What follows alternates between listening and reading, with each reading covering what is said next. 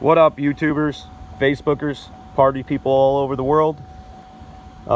If you have a vehicle that has a moonroof, you may have experienced it leaking.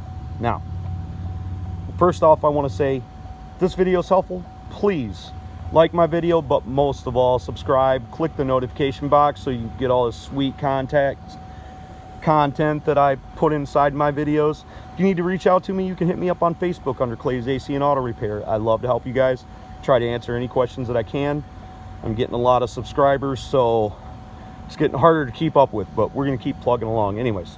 So what we're working on today is a Pontiac Torrent. Does not matter if you have a Pontiac Torrent because most moonroofs work exactly the same.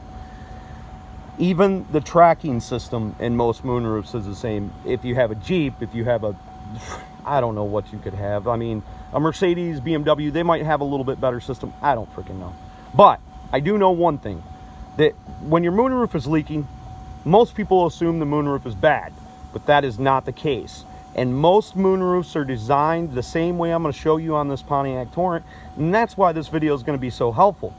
When I opened up this moonroof right here, this channel was all full of water. Now, the reason for that is right down here in the corners of the front of them, and I don't know how if you're gonna be able to see it, but I'm surely gonna try. Right about here on the four corners of the moonroof, there's a little weep hole. And because this is a General Motors product, this is actually pretty simple to get to. It's plugged up. It gets dirt and stuff down there. Now with the General Motors product, not your BMW or Mercedes, your really super exotic stuff, you can pull the trim off of there. And luckily, there's no bolt holes down here. But if you see a little cap that looks like it pops out, like that one right there, you might have to take a screw out. The other side was not like that. Or I broke it. I'm not sure.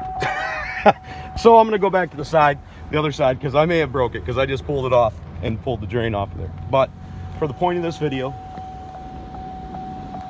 I pulled the drain tube down. It's pretty easy to see. I shot air through the end of it.